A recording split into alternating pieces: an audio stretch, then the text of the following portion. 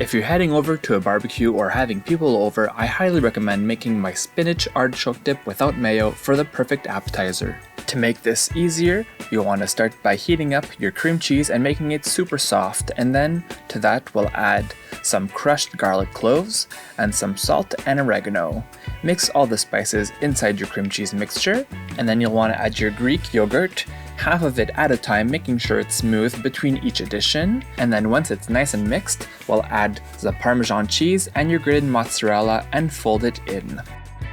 For the artichoke hearts, you want to make sure to chop them in nice small pieces, then add them to the cream cheese mixture, and same with the spinach. Chop up roughly in small pieces, a little bit at a time, and add it all to the bowl.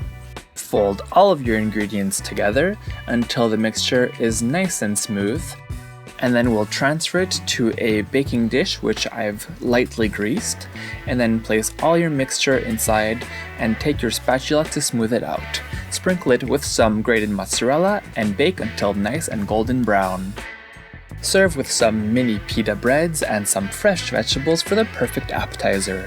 And find the full recipe at FrenchKissCook.com. Click on the icon to subscribe to our channel and on the video for more recipes.